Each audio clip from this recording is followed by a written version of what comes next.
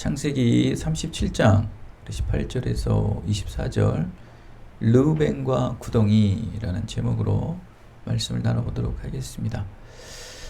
야곱의 아들들은 세겜의 트라우마가 있는 위험한 곳을 가정의 전 재산과도 같은 양떼를 이끌고 갔다는 거예요. 마치 현금을 들고 도적 소굴로 들어간 것과 같은 것이죠.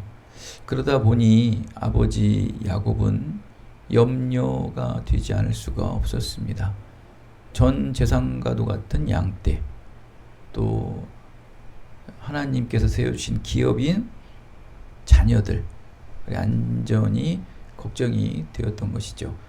하나님께서 세워주신 기업인 자녀, 또 물질의 풍요인 양떼, 이 두 축복의 것들이 지금 가장 위험한 요소인 세겜 지역에 갔으니 야곱이 걱정이 안 될 수가 없었겠죠. 시편 127편, 128편의 말씀을 보면은 자식은 주께서 주신 선물이요 상급이며, 또 시편 128편에 보면은 자식은 감람나무 같으며 또 아내는 풍성한 포도나무와 같다 할 정도로 하나님께서는 이 자녀들을 기업으로 삼으셨어요. 그러니 자녀 중에 미운 자녀도 있고 또 사랑하는 자녀도 포함되어 있겠지만, 그것도 하나님이 주신 축복이라는 것을, 기업이라는 것을 믿고 있었기에 야곱은 걱정이 되었던 것이죠. 그래서 사랑하는 요셉을 통해서 형들의 소식이 잘 있는지, 또 양떼는 잘 있는지 보고 오라 라고 이 두 가지 명령을 내리고, 그 명령에 순종한 요셉은 순응하여서 그 80km, 100km가 되는 세겜 땅, 또 도단 땅으로 형들을 찾으러 가고 있는 것입니다. 근데 이 떠나는 이 요셉의 길은 돌아올 것 같지만 이 길은 돌아오지 못하는 길이 되었어요. 성경을 이렇게 보면은 요셉이 총리가 된 이후에도 아버지가 살고 있는 헤브론 땅으로 돌아왔다라는 말은 없거든요. 생전에는 헤브론 땅에는 다시는 돌아가지 못했을 것이다 라고 추정을 하고 있는데, 어쨌거나 하여간 요셉은 잠시면은 형의 소식들과 양떼의 소식들만 들려주면은, 보고 오면은 다시 돌아올 것이라고 생각했는데, 기약 없이 요셉은 아버지 야곱을 떠나게 된 거예요. 결국 요셉이 떠나는 길은 구원의 언약을 성취하게 되는 믿음의 길이었던 것이죠. 사람이 남 일은 몰라요. 그렇죠? 자, 이렇게 요셉은 길을 떠나 형들을, 또 양떼의 소식을 접하기 위해 찾아갑니다. 오늘 18절 말씀을 보면은 그는 아버지의 야곱의 말씀을 품고 형들을 찾아가는데, 18절 말씀에 보면 형들은 요셉이 그들에게 가까이 오기 전에 그들이 요셉을 멀리서 보고 죽이기를 꾀했다라는 말씀이 나오지 않습니까? 서로 생각이 다른 거예요. 요셉은 순수한 마음, 천진한 마음으로 아버지의 말씀에 순종하기 위해서 형들의 안위와 또 양들의 안전을 찾아간 반면에, 형들은 요셉을 보며 죽이고자 하는 살기의 분노가 솟구쳤다. 그래서 형들은 동생 요셉이 오는 모습을 먼저 보고 동생 요셉을 죽이기로 모의를 합니다. 동생을 죽이기를 모의를 해서 악한 짐승에게 잡아 먹힌 것으로 꾸미자고 모의를 하는 것이죠. 지금 형들이 아직은 동생을 직접 죽이지는 않았지만 이미 마음으로 죽일 의도를 품은 것은 살인과 진배 없는 것입니다. 성경에서는 마음으로 악을 품고 마음으로 사람을 죽이고 미워하는 것은 그가 행한 것이다. 이미 행한 것이다 라고 단정을 짓습니다. 여러분, 생각으로 악한 마음을 품었지만 행함으로 드러내지 않았다고 해서 그 죄가 면책되는 게 아니에요. 이미 생각으로 품고 마음으로 품은 것은 이미 그렇게 된 거예요. 비록 뭐 결과론적으로 우리가 알고 있지만 요셉을 뭐 죽이진 않았어요. 그러나 죽일 마음을 생각을 품고 모의를 하지 않습니까? 사람 죽이려고 사람이 모여서 똑같은 생각을 하고 있는 거예요. 정말 인면수심의 마음이죠. 사람의 얼굴을 하고 짐승과 같은 마음을 가지고 있어요. 그런데 우리가 잘 알다시피 그 형들이 요셉을 죽이고자 한 마음을 갖게 된 발단은 요셉의 꿈이에요. 요셉의 꿈으로 인해서 형들은 요셉을 죽이기까지 하는 마음이 생기고, 얼마나 그 꿈의 얘기가 그들의 마음에 살기를 갖게 하였을까. 근데 그 정도 꿈은 아니죠. 뭐 그럴 수는 있지만 잘 알다시피 요셉의 꿈은 형들이 나에게 절을 한다는 거예요. 기분은 굉장히 나쁘지만 뭐 죽이기까지 할 살기가 살인의 동기가 되는 마음일까요, 그게? 근데 우리가 늘 말씀을 드리지만 요셉의 꿈은 결국 누구의 생각이었고 누구의 뜻이었어요? 하나님 아버지의 말씀이었어요. 하나님 아버지의 구원의 말씀이었던 거예요. 근데 그것을 같은 의미의 꿈을 두 번을 꾸지 않습니까? 그죠? 성경에서 말하는 2라는 숫자는 증거, 그죠? 확증이라는 거예요. 그러니까 똑같은 의미의 꿈을 두 번을 꿨다는 것은 하나님께서 주신 확실한 증거라는 거예요. 형들은 나에게 절할 것이고 아버지 또한 나에게 절할 것이다 라는 그 같은 의미의 꿈을 두 번을 꿉니다. 형들은 그 요셉의 꿈, 하나님의 뜻의 말씀을 듣고 죽이고자 하는 살인의 동기가 된 반면, 아버지 야곱은 아들 요셉의 꿈을 꾸고 마음에 간직하였다. 이렇게 다르는 거예요. 그냥 한 부류는 말씀을 믿음으로 듣고 한 부류는 말씀을 불신앙으로 들었던 거예요. 감정으로 듣고 양심으로 듣고 이성으로 듣고 육신의 모습으로 들었다는 것이죠. 육신의 마음으로 들었다는 거예요. 믿음의 마음으로 듣느냐, 육신의 마음으로 듣느냐. 양심이라는 것은 여러분 온전하지 않은 거예요. 인간의 성정이지만 그것은 분명히 타락한 거예요. 완전할 수는 없어요.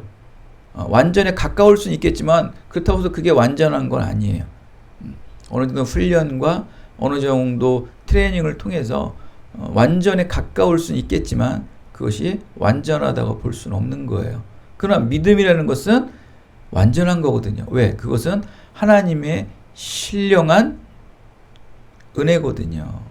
그건 완전한 거예요.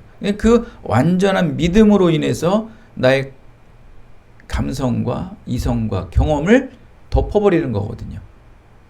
이 말씀을, 하나님의 꿈인 요셉의 꿈을 누구는 믿음으로 받고 누구는 믿음으로 받지 않아서 죽이고자 하는 마음을 갖게 되었냐는 거예요. 그래도 미우나 고우나 동생 아니에요. 동생이면 100km나 되는 지역에 혼자 이렇게 오면은 타국에서 지역 사람을 봐도 반가운데 자기 혈족을 보는데 죽이고자 하는 그 살기의 마음이 들까요? 참 얼마나 미웠으면 그런 마음이 들까요?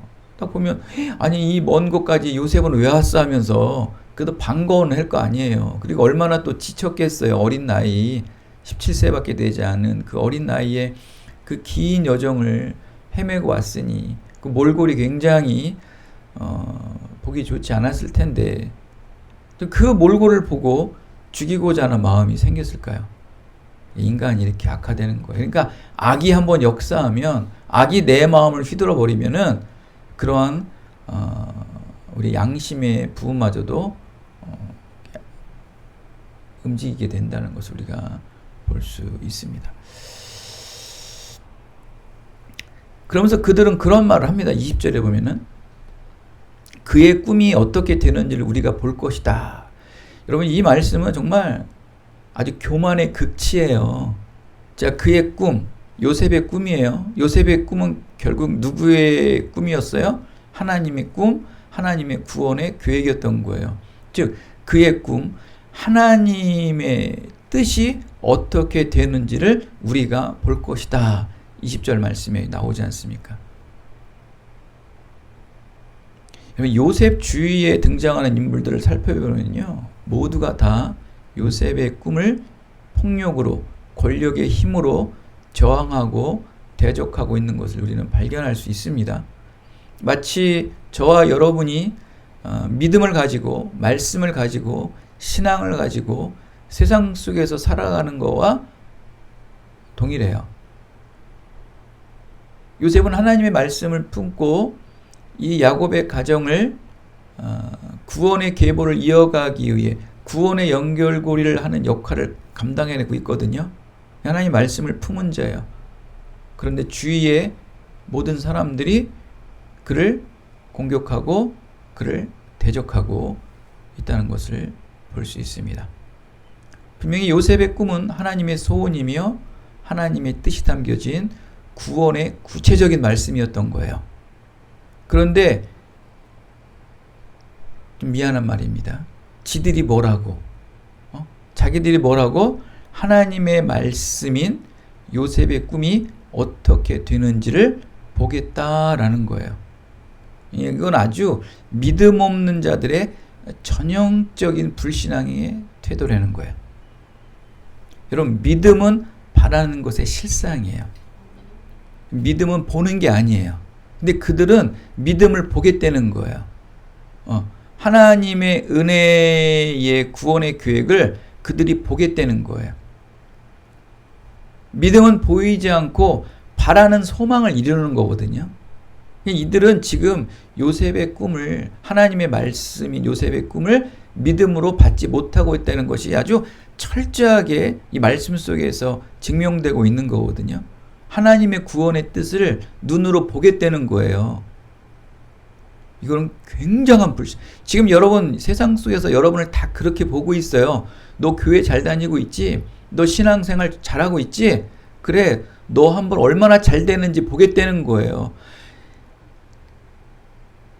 지금 여러분 그것과 싸움이에요. 믿음의 사람들, 교회 다니는 사람들은 세상 속에서 색안경을 끼고 아주 돋보기를 보고 계속 우리를 확대하고 있는 거예요. 너 얼마나 잘하나 보자는 거예요. 지금 다 여러분 주위에 다 그러고 있어요. 여러분 그렇지 않습니까? 야, 너 목사 아들이라며? 너 교회 다닌다며? 그것 때문에 여러분이 위축돼요. 여러분의 어떤 감성적인 것들, 감정적인 것들, 또 여러분도 분도 낼 수 있고 화낼 수 있고 여러분도 인간적인 본성을 드러낼 수 있지 않습니까? 근데 그것을 막 절제하고 제한하는 거예요. 왜? 그들이 지금 너 믿음의 삶을 살아가는데 얼마나 잘 되는지 보자라는 거예요. 지들이 뭔데 우리를 평가하는 거예요. 이건 누굴 평가하냐면 우리를 평가하는 게 아니고 하나님을 평가한다는 거예요. 아니, 피조물이 창조주를 평가한다는 거예요. 이거는 어마어마한 불신이에요. 지금 요셉의 형들이 그러고 있다는 거예요. 요셉의 형들이 하나님의 구원의 계획을 꿈꾸고 있는 요셉을 보고 있다는 거예요. 너의 꿈, 너의 생각, 너의 지금 이 행위가 어떻게 되는지 보겠다는 거예요. 아니, 평가할 사람이 따로 있죠. 평가자가 있죠. 심판자이신 하나님 외에는 하나님의 뜻을 누가 평가합니까? 이건 어마어마한 불신이에요, 여러분. 굉장한 단순한 논리 같지만요, 여러분. 그들이 여러분을 평가하고 있으십니까? 기도하세요. 대적 기도하셔야 돼요, 여러분. 정말 속으로, 야, 네가 뭔데 나를 평가해? 나는 하나님의 뜻과 하나님의 구원의 계획을, 소망을 바라보면서 살아가는 사람이야. 네가 뭔데 나에게 그런 것을 이래라 저래라 할 수 있어라고 겉으로 얘기하면 싸움이 나니까 속으로 품고 있으시라고요. 지금 그들은 여러분을 통해서 하나님을 평가하고 있다는 거예요. 야, 이럴 수가 있습니까, 여러분? 굉장히 심각한 말씀이에요. 지들이 뭐라고 하나님의 뜻인 구원의 결과를 눈으로 보고 확인한 후에 평가하겠다는 거예요. 그리고 평가하면 뭐 할 거예요? 그들은 아마 그럴 거예요. 하나님의 역사하심이 증거되고요. 하나님의 살아계심이 여러분을 통해서 증거가 됐어요. 그럼 뭐라고 그럴까요? 그래, 맞네. 그래, 잘 돼서 좋겠다. 끝? 그들에게 그런 소리 들으려고 우리가 시험을 받아야 돼요? 그 악인들에게? 그 마귀들에게 그런 시험을 받아야 돼요, 우리가? 그 칭찬 받으려고? 그 마귀 새끼들한테 그 칭찬 받으려고 하나님의 구원의 계획을 그들에게 농락당해야 되는 거예요? 그 자체가 너무 화나지 않나요? 저는, 여러분 어떤 사람들의 그런 얘기를 들으면은 그런 것들을 잘 분별하셔야 돼요. 아니, 내가 뭔데 나의 인생을 좌지우지하느냐. 왜 개입을 하냐는 거예요. 우리의 모든 계획은 누구예요?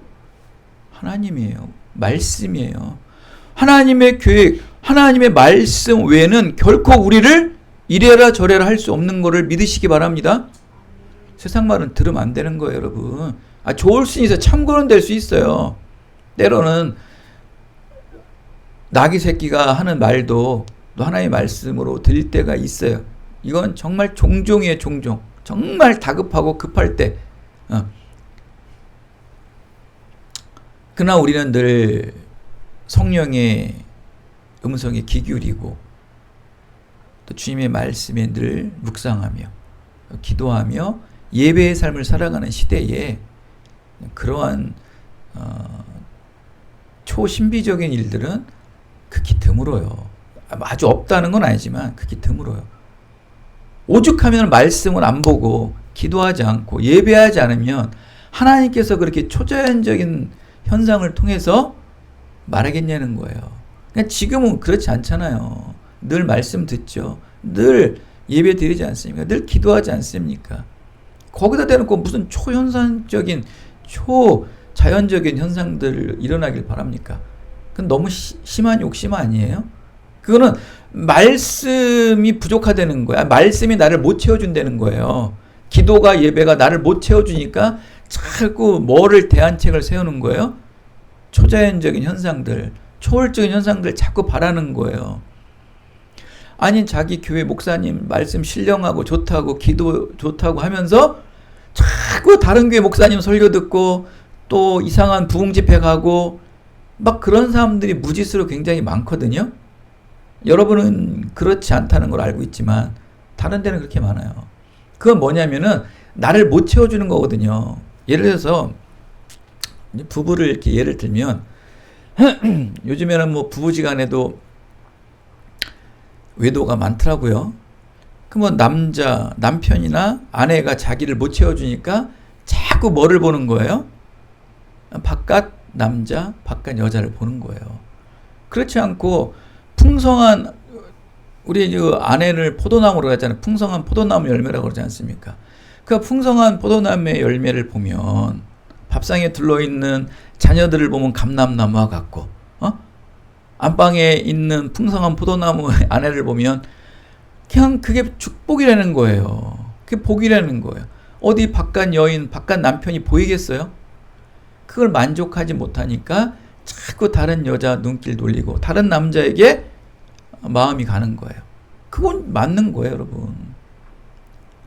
그러니까 하나님의 말씀을 듣지 못하니까 자꾸 초자연적인 현상, 자꾸 초월적인 어떤 현상들만을 바라는 거예요. 그러니까 막 영성이 강하고 카리스마가 간 그런 부흥 집회 목사들 따라가고 그런 영성에 추구하는 그런 신사도주의 같은 어떤 교리에 빠져가지고 움직이는 현상들이 지금의 모습이라는 거예요, 여러분.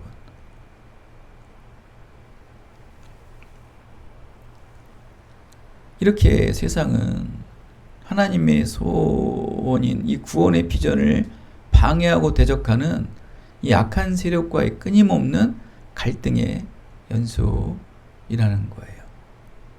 이렇게 마귀들은 불신앙적인 태도로 우리를 평가하고 있다는 거예요. 그러나 여러분, 보고 믿는 것이 아니라 믿으니까 보이는 것임을 믿으시기 바랍니다. 알고 믿는 것이 아니라 믿으니까 알아지는 거예요. 믿음은요, 보여서 믿는 게 아니에요. 보이니까 믿어지는 거예요. 보이니까 그게 비전이거든요. 실제적으로 보이는 건 아니에요. 근데 보여요. 기도하면 보이고요. 말씀 듣고 묵상하면 보여요. 그게 믿어지는 거예요. 그리고 알고 믿는 것이 아니라, 이해해서 믿는 것이 아니라 믿으니까 알아지고 이해되는 거예요. 믿으니까 동정녀 마리아가 임신하여서 아이를 낳을 수 있고, 믿으니까 바다가 갈라지는 게 믿어지는 거예요. 믿으니까 오병이의 기적이 이해가 되는 거예요. 근데 그거를 자꾸 과학적으로 이해를 시켰어요. 또 과학적으로 증명을 했어요. 근데 결국 이해만 했지 믿어지지는 않는 거거든요. 그러니까 믿음의 사람은 여러분 반드시 믿으니까 보이는 거고요. 믿으니까 알아지는 것을 믿으시기 바랍니다. 근데 지금 믿음 없는 이 요셉의 형들은 뭐라고 말합니까? 저 꿈이 이루어진지를 우리가 눈으로 보겠다는 거예요. 이게 아주 사단 마귀들의 가장 전형적인 전술이에요. 예수님께서도 광야에 시험을 받으러 가실 때 다 이거예요. 다 이거라고요. 돌로 빵을 만들라. 내가 이 세상에 권세를 주겠다는 거예요. 그냥 다 그거로, 다 보여지는 것으로 다 유혹하는 거예요. 세상이 다 그렇다니까요. 그러니까 우리는 끊임없이 보이지 않는 것을 보이는 것 같이 믿고 나가는 거거든요. 그냥 믿어지니까 보이고 믿어지니까 알아지는 거예요. 자, 우리도 지금 불가능한 일들 하고 있지 않습니까? 저는 이런 생각을 합니다. 참 나이 50이 넘어서 지금보다 향상된, 좀 상승된 삶을 살기 위해서 얼마나 육신을 쥐어 짜야 되고 뼈를 꺾는 아픔을 겪어야지만 우리의 또 이 땅의 일상의 삶이, 또 현상의 삶이 올라갈 수 있구나라는 것을 또다시 뼈저리게 느껴요. 제가 20대 후반, 30대 초반에 이제 제가 좀 다른 그 동기보다 좀 빠르게 집도 구입하고 빠르게 좀 물질적인 걸 좀 채울 때가 있었어요. 근데 그것을 이루고 채울 때 정말 힘들게 살았거든요. 정말 야비하게 또 살고, 그때 이제 신학하기 전이니까 좀 교회는 다녔지만, 그래서 좀 남들보다 빠르게 아파트도 구입하고 물질적인 것도 많이는 이루지 못했지만 그래도 좀 주위의 동기보다는 좀 빠르게 성장을 했었어요. 근데 그렇게 되기 위해서 정말 뼈저리게 야비하고, 또 때로는 야비할 수도 있고 아주 힘들고 억척같이 살았을 때가 있었거든요. 냉혈 동물과 같이.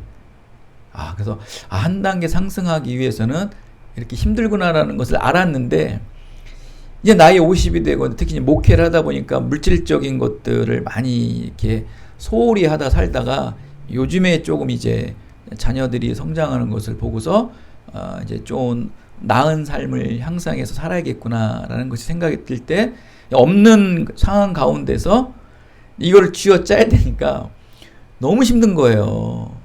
이게. 그래, 내가 30대 초에 그렇게 삶의 질이 향상되기 위해서 그렇게 뼈 깎는 어려움이 있었었지. 그래, 이 땅의 삶도 한 단계 나은 삶을 위해서는 이렇게 뼈를 갖는 고통과 아픔이 있어야 되는구나. 그걸 알면서도 참 내가 너무 또 이쪽 삶이 어떤 물질적인 삶에 등한시 하다 보니까 다시 한번 그걸 겪게 되더라고요. 요즘에 이제 그 이사가는 그 뭐 대출 문제나 여러 가지 문제 때문에 막 고민하다 보니까 그래 쉽진 않지. 이제는 그 들어가서도 문제지만 일단 들어가기 위해서는 막 쥐어 짜야 되거든요. 야, 한 단계 상승하기가 힘들구나. 또 올라가면 또 올라간 대로 살아요. 사람이 희한해요. 희한하죠. 올라가면 올라간 대로 살아요. 근데 그 올라가기까지 이렇게 방해 세력도 많고 음해하는 세력들도 많고 또 환경 같은 것도 우리에게만 방해가 되는구나 라는 것을 알게 됩니다. 요셉도 마찬가지예요. 하나님의 구원 계획을 이루기 위해서 이 대적자들이 끊임없이 그를 방해하고 있다는 거예요. 결국 요셉의 꿈이에요. 요셉의 꿈은 하나님의 말씀이거든요.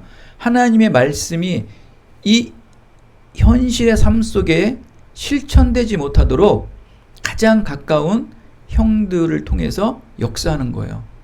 대적하는 거예요. 마귀짓 하는 거예요. 우리가 속된 말로 좀 강하게 말해서 구원의 언약을 성취할 이 영생의 말씀을 믿음 없는 저악한 마귀들이 방해하고 있다. 믿음으로 들으면 생명의 말씀으로 간직해야 될 것을 믿음 없는 저들이 들으니까 저 하나님의 말씀을 품은 자를 죽이고자 하는 마음이 드는 거죠. 이 세상 사람들은 끊임없이 여러분들 죽이려고 한다니까요. 어쩔 수 믿음 품은 자들이 공격의 대상이에요. 결국 지금은 뭐 희희낙낙 좋은 것 같죠. 결국 그들은 여러분을 쥐어짜요. 그러니까 여러분들이 얼마나 강해져 있어야 되고 얼마나 영성이나 또 세상의 어떤 환경 속에서 강하지 않으면요 그들에게 죽임을 당할 수밖에 없어요. 왜냐하면 그들은 모의를 하거든요. 그들은 모여서 믿음의 사람들을 죽이거나 모의를 해요. 하나님의 뜻이 이 땅에 이루어지지 않게끔 그들은 계속 모의를 해요. 우리도 모의해야 되잖아요. 우리도 모여서 모의해야 되잖아요. 그것이 기도고 예배거든요.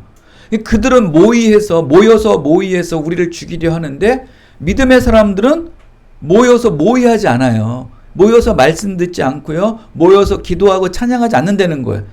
점점 교회가 그렇게 되고 있고 믿음이 그렇게 되고 믿음의 사람들이 그렇게 되고 있어요.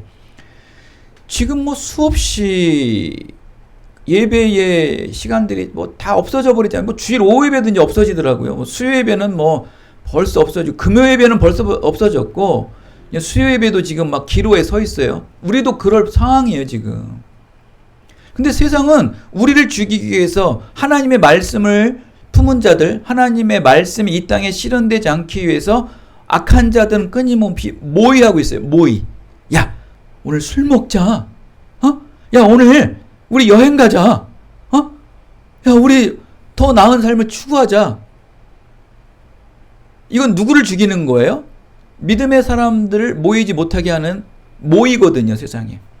꼭 여러분 모의라는 것은 우리를 죽인다고 그래서 뭐 지금 요셉의 형들처럼 야, 우리 저 요셉을 짐승에게 죽인 것처럼 가장하자. 이러한 모의가 아닌 어떤 우리의 믿음의 모임을 갖지 못하게 막는 것이 모의. 우리 영을 죽이게 하는 일들 아닙니까? 세상이 다 그래요.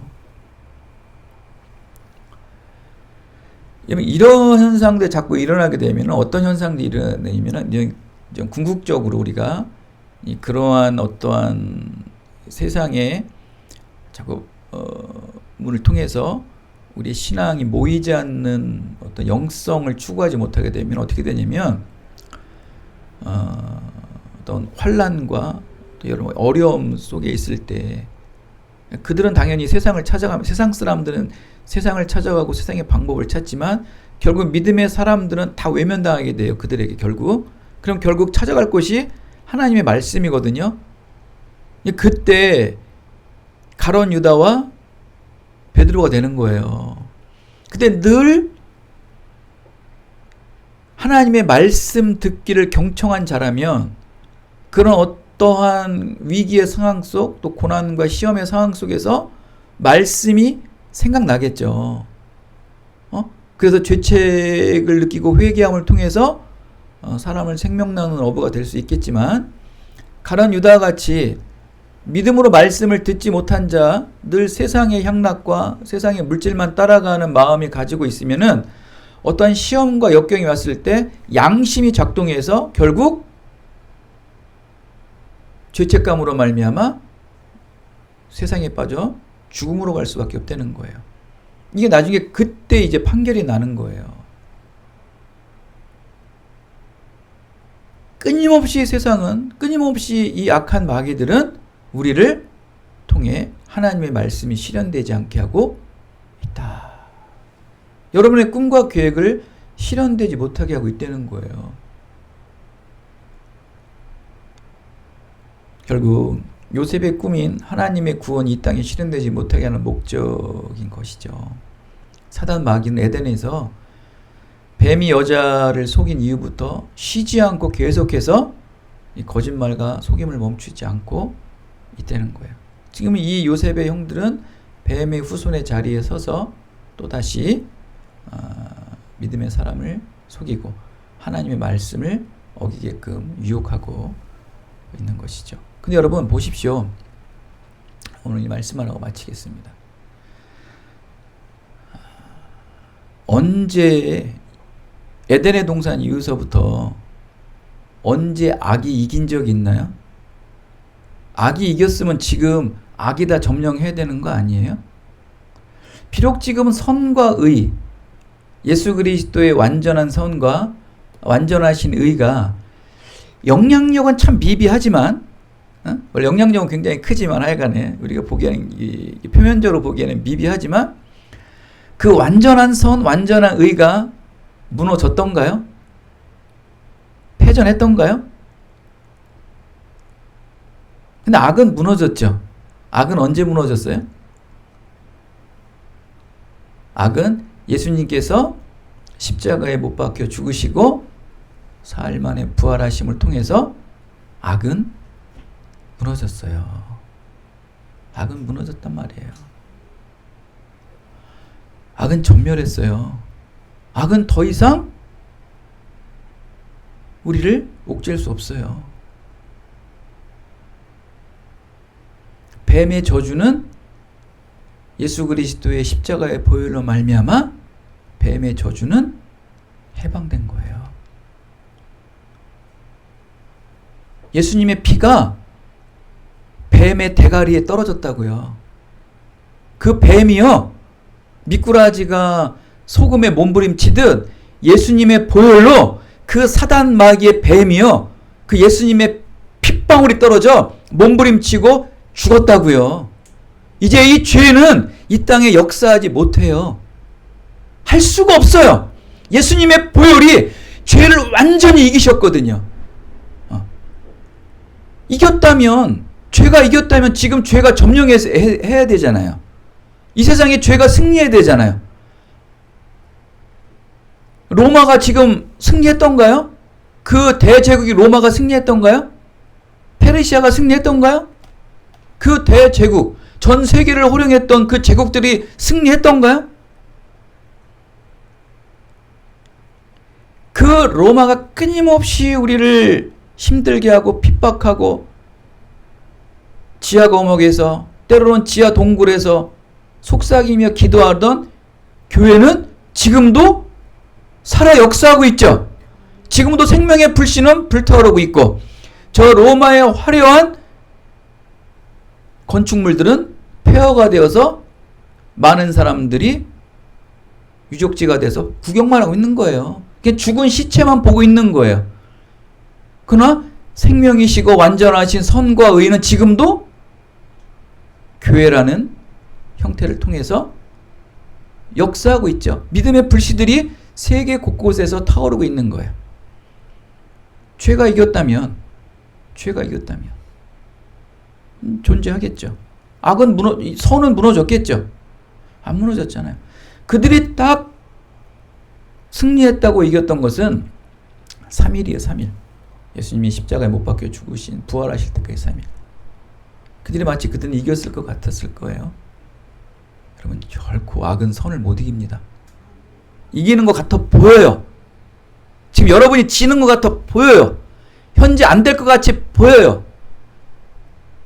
요셉도 지금 여러분 형들에게 죽임당해서 이제 얘 인생이 끝났구나라고 보여요. 요셉의 꿈이 끝나면 결국 누가 끝나는 거예요? 구원의 계보는 끝나는 거예요. 여러분이 끝나면 하나님의 구원 계보는 이 땅에 끝나는 거예요. 이 가정이 끝나고 이 교회가 끝나면 하나님의 구원 계획은 끝나는 거예요. 근데 오늘 말씀을 다음 주에 이어서 하겠지만 요셉을 살리는 자가 누구예요? 예상치도 못한, 상상치도 못한 그 골칫덩어리 루벤이었어요. 루벤을 통해서 요셉이 살아나요. 여러분, 하나님의 구원 계보는 몰라요. 그 사단 마귀들은요, 예수님이 십자가에 못 박혀 죽으신 이후에 부활할 줄 몰랐던 거예요. 부활하시지 않습니까? 왜? 나사로가 죽었던 것을 그 사단 마귀들은 믿음으로 받았어야 되는 거예요.